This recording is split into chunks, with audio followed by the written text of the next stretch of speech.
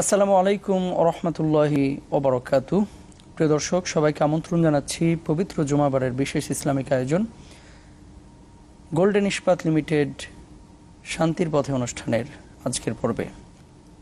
প্রিয় দর্শক, আপনারা সকলেই জানেন প্রতি জুমাবারেই আমরা কোরআন এবং সুন্নাহের আলোকে একটি বিষয় নিয়ে উপস্থিত হই। আমরা সে বিষয়ের আলোকেই আপনাদের সামনে উপস্থাপন করে থাকি বেশ কিছু প্রশ্ন, চেষ্টা করি সমাধান জানতে কোরআন এবং সুন্নাহের আলোকে। আজকে দুজন বিজ্ঞ মেহমান রয়েছেন আমাদের সঙ্গে। প্রথমে পরিচয় করিয়ে দিচ্ছি তাদের সঙ্গে।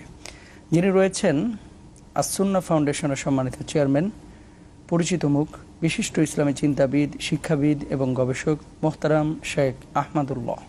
আসসালামু আলাইকুম রহমতুল্লাহি ওয়া বারাকাতুহু।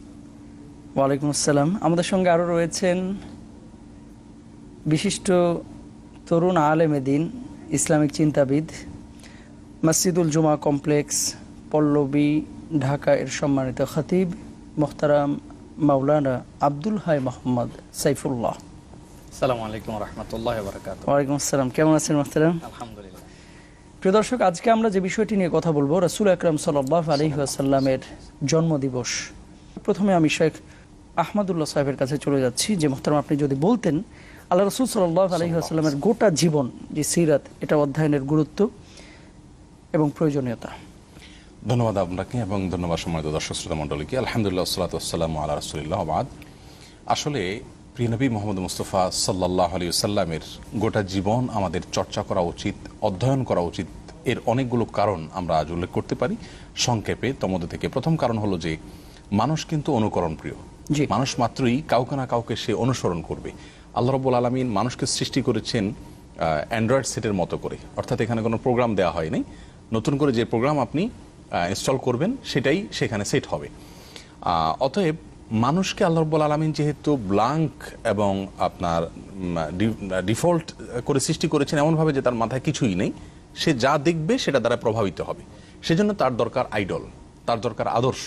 সে কাউকে না কাউকে অনুসরণ করবেই। কোন একটা সমাজকে, সভ্যতাকে, সংস্কৃতিকে, ব্যক্তিত্বকে অবশ্যই সে অনুসরণ করবে, এটার কোনো বিকল্প নাই। তো এক্ষেত্রে যদি একটা ভালো আদর্শ তার সামনে দেওয়া যায় তাহলে সেক্ষেত্রে তিনি ভালো মানুষে পরিণত হবেন। ভালো সমাজ যদি দেওয়া যায়, ভালো সংস্কৃতি দেওয়া যায়, তাহলে তিনি ভালো মানুষে পরিণত হয়ে যাবেন। আর এই কারণে একজন মানুষ কিন্তু কাউকে না কাউকে অনুসরণ করতেই হচ্ছে।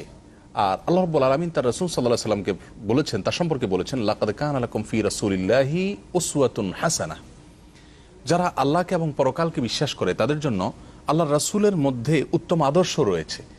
তাহলে আল্লাহ রাসূল সাল্লাল্লাহু আলাইহি ওয়াসাল্লামকে আল্লাহ রাব্বুল আলামিন কিন্তু মডেল করে পাঠিয়েছেন। ইসলাম কিন্তু কোনো নীতিবাক্যের নাম না। এখন একজন মুসলিম যদি তিনি খাঁটি মুসলিম হতে চান, তিনি যদি পিওর মুসলিম হতে চান, একমাত্র উপায় হলো কোরআনের যে নির্দেশগুলো আল্লাহ তাআলা দিয়েছেন সেগুলোকে রাসূল করিম সাল্লাল্লাহু আলাইহি ওয়াসাল্লামের জীবন আদর্শে যেভাবে প্রতিফলিত হয়েছে, প্রয়োগ হয়েছে, সেটাকে দেখে অনুসরণ করা। মোহতারাম আব্দুল হাই মোহাম্মদ সাইফুল্লাহ সাহেবের কাছে যে আপনার কাছে জানতে চাচ্ছি, আল্লাহ রাসূল সাল্লাল্লাহু আলাইহি ওয়াসাল্লামের সুন্নাতের গুরুত্ব, অনুসরণ অনুকরণ করার, এটা কতটা আপনি যদি আলোচনা করেন। জি, বিসমিল্লাহ, আলহামদুলিল্লাহ, ওয়াসসালাতু ওয়াসসালামু আলা রাসূলিল্লাহ ওয়া বাদ। ধন্যবাদ জানাচ্ছি সুন্দর একটি বিষয় নির্বাচন করার জন্য। আমাদের শেখ আহমদুল্লাহ যে কথা বললেন যে একজন মানুষের জীবনের সর্বক্ষেত্রে আইডল একজন দরকার, সেই আইডলটা হচ্ছেন মুহাম্মদ সাল্লাল্লাহু আলাইহি ওয়াসাল্লাম। তাকে আমাদেরকে গ্রহণ করতে হবে। আমি একটি প্রসঙ্গ দিয়ে আজকের আলোচনার মধ্যে প্রবেশ করতে চাই। আজকে জুমার দিন আমাদের আলোচনাটা যাচ্ছে, আপনারা যারা দেখছেন তাদের কাছে বলবো, কিছুক্ষণ পরে আপনারা জুমার জন্য মসজিদে যাবেন সালাত আদায় করার জন্য। আল্লাহ রাব্বুল আলামিন সূরা জুমার ভিতরে আমাদের জন্য নির্দেশনা দিয়েছেন, ইদা নুদিয়া লিস-সালাতি মিন ইয়াউমিল জুমআ ফাসাউ ইলা যিকরিল্লাহ। যখন জুমার আযান হয়ে যাবে, জুমার আহ্বান হবে, তখন তোমরা মসজিদের দিকে জুমার সালাত আদায় করতে যাও। আমার জিজ্ঞাসা হচ্ছে, আমরা মসজিদে জুমার সালাত আদায় করতে যাব, যাওয়ার পরে আমরা জুমাতে উপস্থিত হব।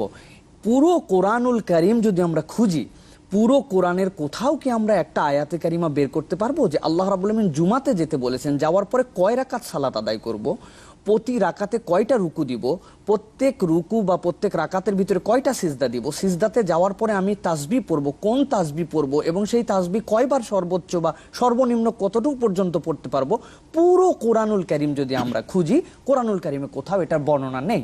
আমরা তাহলে এটা কোথায় পেলাম? ঠিক কোথায় পেলাম, এই জায়গাটায় ফিরবো ইনশাআল্লাহ তাআলা। মোহতারাম, ছোট্ট একটা বিরতির সময় হয়েছে। প্রিয় দর্শক, আপনারা দেখছেন গোল্ডেন ইস্পাত লিমিটেডের সৌজন্যে শান্তির পথে চমৎকার আলোচনা করছেন মোহতারাম আব্দুল হাই মোহাম্মদ সাইফুল্লাহ।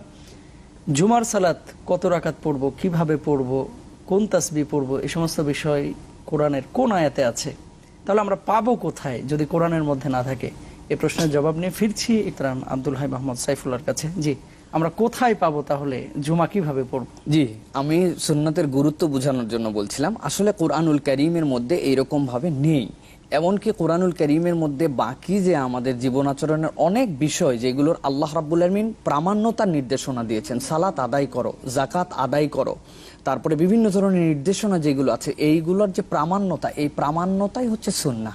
রসুল আকরাম সাল্লাল্লাহু আলাইহি ওয়াসাল্লামের জীবন ছাড়া আমরা এইগুলোর প্রামাণ্যতা পাবো না।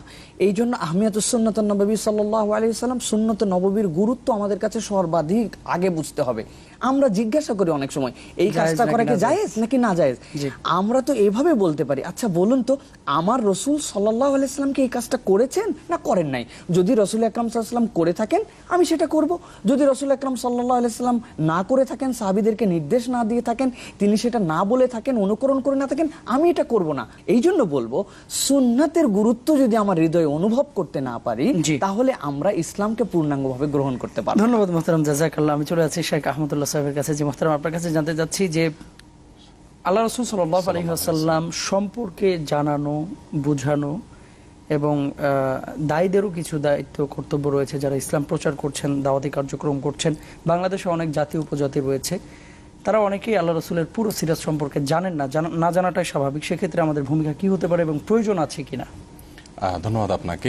শেখের কথার সূত্র ধরে একটু বলি। জি, সুন্নাহ সম্পর্কে তিনি বলছিলেন, আসলে সুন্নাহটা ঐচ্ছিক কোনো বিষয় না। কোনো কোনো ক্ষেত্রে সুন্নাহ প্রতিপালন ছাড়া ইবাদত হবেই না। আমরা দুনিয়াটা খুব ভালো বুঝি, তো সেজন্য একটা এক্সাম্পল দিই। আপনি আমাকে কোন একটা মালের অর্ডার করেছেন, জি, আমার কারখানা আছে, আপনি বললেন, একটা স্যাম্পল দিলেন।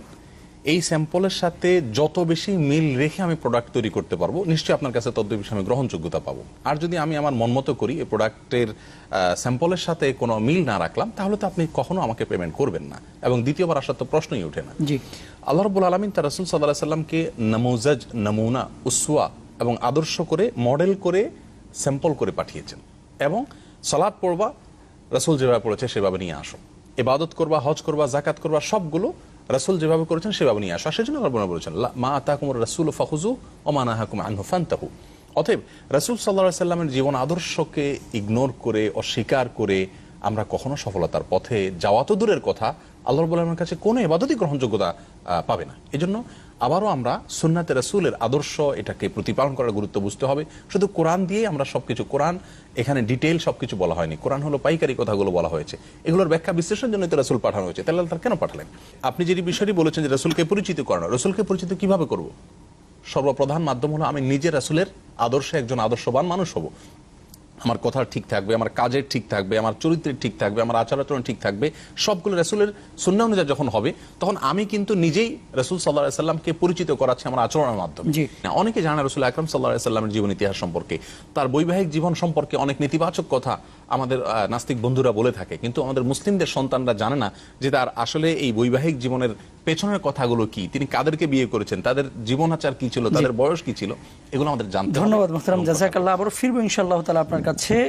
আমরা চলে যাচ্ছি আমাদের শেখ আব্দুল হাই মোহাম্মদ সাইফুল্লাহর কাছে। তারপরে আমরা আবারও ফিরে আসবো শেখ আহমদুল্লাহ সাহেবের কাছে। আমরা শেখ আহমদুল্লাহ সাহেবের কাছে যে বিষয়টি জানবো এরপরে, যে আল্লাহ রাসূল একাধিক বিয়ে করেছেন কেন? অনেকে বলে থাকেন যে এখানে, বিশেষ করে আপনি নাস্তিক বন্ধুদের কথা বলেছেন, যে তিনি কি নারীদেরকে বেশি পছন্দ করেছেন, এই জন্য বিয়ে বেশি করেছেন। মানে একটু বাঁকা দৃষ্টিতে এই বিষয়টাকে উপস্থাপন করা হয়, নাউজুবিল্লাহ। তো আমরা এই বিষয়ের সমাধান আপনার কাছে জানার চেষ্টা করবো। আমি আব্দুল হাই মোহাম্মদ সাইফুল্লাহর কাছে জানতে চাচ্ছি, আল্লাহ রাসূল কি আসলে 12ই রবিউল আউয়াল জন্মগ্রহণ করেছেন কিনা? আমরা অতীতেও শুনেছি যে বিষয়টি নিয়ে মতবিরোধ রয়েছে। আসলে এটা কি যৌক্তিক বা অথেন্টিক কোনো বিষয় রয়েছে? ধন্যবাদ। বাংলাদেশ সহ আমাদের উপমহাদেশের মানুষের কাছে যেটা আমরা জেনে থাকি, যে 12ই রবিউল আউয়াল আমাদের জন্য রাসূল আকরাম সাল্লাল্লাহু আলাইহি ওয়াসাল্লামের জন্মদিন। এখানে একটা প্রথম এবং প্রণিধানযোগ্য কথা হচ্ছে যে ইসলামে দিবস এবং এই দিবসের উদযাপন অথবা এই তারিখকে মেনশন করে এটাকে আলাদা একটা গুরুত্ব দেওয়া, এটাতে ইসলাম গুরুত্ব কখনোই দেয় না। রাসূল আকরাম সাল্লাল্লাহু আলাইহি ওয়াসাল্লাম কোন দিন জন্মগ্রহণ করেছেন এইটার 3 তারিখ নিয়ে অনেকগুলো মতভেদ আছে। এই মতভেদে কোনো একটা তারিখকে এস্টাবলিশ করার পর সেটাকে আমরা উদযাপন করার ক্ষেত্রে যাব কিনা বা শরীয়ত আমাদেরকে নির্দেশ দেয় কিনা, আমাদের কিন্তু ডেট তারিখ খোঁজার উদ্দেশ্যই হচ্ছে উদযাপন করতে পারবো কিনা। এক্ষেত্রে দুটো দিক বলি। প্রথমত আমরা যে সকল কিতাবগুলোকে প্রামাণ্য হিসেবে পাই, ইবনে কাসির, ইবনে হিশাম, তারপরে তবাকাতুল কুবরা ইবনে সাদের, তারপরে ইমাম কাস্তালানির লেখা যেই কিতাবগুলো আমরা পাই সেইখানে রবিউল আউয়াল মাসের ব্যাপারে মতামত এসেছে 11টি। এছাড়াও অধিকাংশ আরো যারা তারিখ প্রণেতা আছেন তারা বলছেন রসুল আরবি সাল্লাল্লাহু আলাইহি ওয়াসাল্লামের জন্মই হয়েছিল রমাদান মাসে। এই মতামত সমূহের মধ্যে থেকে 12 তারিখ, 17 তারিখ, 21 তারিখ, 10 তারিখ মত, এর একটা মত হচ্ছে রবিউল আউয়াল মাসের 12 তারিখে রাসূল আকরাম সাল্লাল্লাহু আলাইহি ওয়াসাল্লাম জন্মগ্রহণ করেছেন। তার মানে আমরা ডেট নিয়ে মতবিরোধ না করে অথবা ডেট জানার পরেও সেইটাকে উদযাপন করা রাসূল এবং তার সাহাবীদের থেকে আমরা পাই নাই। ধন্যবাদ মুহতারাম, জাযাকাল্লাহ। আমরা সমাধান পেয়েছি। আমরা মুহতারাম শাইখের কাছে সেই প্রশ্নটি জানতে চাচ্ছি, উত্তরটি জানতে চাচ্ছি আর কি। আল্লাহ রাসূলকে অনেকে বাঁকাভাবে উপস্থাপন করেন যে তিনি নারীদের প্রতি আসক্ত ছিলেন, নাউজুবিল্লাহ, এই জন্য এতগুলো বিয়ে করেছেন। এ বিষয়ে কি বলবেন? আমরা 2 মিনিট সময় পাবো। ধন্যবাদ আপনাকে। রাসূল করিম সাল্লাল্লাহু আলাইহি সাল্লামের বহু বিবাহ নিয়ে যারা কথা বলেন, আমাদের সম্মানিত দর্শক শ্রোতা মণ্ডলীকে বলবো যে আসলে আমাদের প্রিয় নবী সাল্লাল্লাহু আলাইহি সাল্লাম কাদেরকে বিয়ে করেছেন? ওনার একাধিক স্ত্রী ছিলেন, 9 জন স্ত্রী ছিলেন, ঠিক আছে, কিন্তু তার এই স্ত্রীদের অবস্থা কি ছিল? খাদিজা, সাউদা, এক একজন করে আপনি জানেন, মানে কারোর বয়স 35, কারোর এর আগে 2 বিয়ে হয়েছে, কারোর আগে 3টা বিয়ে হয়েছে। মানে এমন একটা অবস্থা যে এটাকে সামনে রাখলে নাউজুবিল্লাহ একজন লোক এ ধরনের মেয়েদেরকে বিবাহ করেছেন নারীর প্রতি লোভ থেকে, এই কথা শুধুমাত্র একজন অন্ধ শত্রু ছাড়া, হিংসুক ছাড়া এর কেউ বলতে পারে না। একাধিক বিয়ে তিনি কেন করেছেন? আল্লাহর পক্ষ থেকে অনুমোদিত। এখানে আব্দুল্লাহ ইবনে যায়েদ রাদিয়াল্লাহু তাআলার স্ত্রী এবং আয়েশা রাদিয়াল্লাহু তাআলাকে নিয়ে কথা বলা হয় যে শিশু তিনি বিয়ে করেছেন। তিনি শিশু বিয়ে করেছেন না বৃদ্ধ বিয়ে করেছেন এটা বড় কথা না। মুহাম্মদ রাসূলুল্লাহ সাল্লাল্লাহু আলাইহি সাল্লামের যে ধৈর্য, সূর্য, তার যে ওজন, ওইটাকে যদি আপনি পাল্লা দিয়ে মাপেন তখন আপনার কাছে এই বিষয়গুলো খুবই সহজ মনে হবে, স্বাভাবিক মনে হবে। আপনি আপনাকে দিয়ে মাপছেন যে আপনি যদি এই জায়গা হতেন তাহলে আপনি কতটা হিংস্র হতেন, আপনি কতটা অত্যাচারী হতেন, আপনি সেই জায়গা দিয়ে মাপছেন। আপনি মুহাম্মদ সাল্লাল্লাহু আলাইহি সাল্লামকে তার জায়গা থেকে মাপছেন না। এজন্য এই সমস্ত গুলোর ভিতর আমরা এসব প্রশ্ন। ধন্যবাদ মুহতারাম, জাযাকাল্লাহ। আপনাদের মূল্যবান সময় দেওয়ার জন্য আল্লাহ তাআলা আপনাদেরকে উত্তম বিনিময় দান করুন, আমিন। প্রিয় দর্শক, আমরা অনুষ্ঠানে আজকে একেবারে শেষ প্রান্তে চলে এসেছি। আল্লাহ রাসূল সাল্লাল্লাহু আলাইহি ওয়াসাল্লামের সিরাত আমরা বেশি বেশি অধ্যয়ন করি এবং যেভাবে তিনি জীবনযাপন করতে বলেছেন আমরা সেভাবে জীবনযাপন করার চেষ্টা করি। আল্লাহ তাআলা যেন আমাদের তৌফিক দান করেন। আগামী সপ্তাহের পর্ব দেখার আমন্ত্রণ জানিয়ে আজকের মতো বিদায় নিচ্ছি। আল্লাহ হাফেজ। আসসালামু আলাইকুম ওয়া রাহমাতুল্লাহ।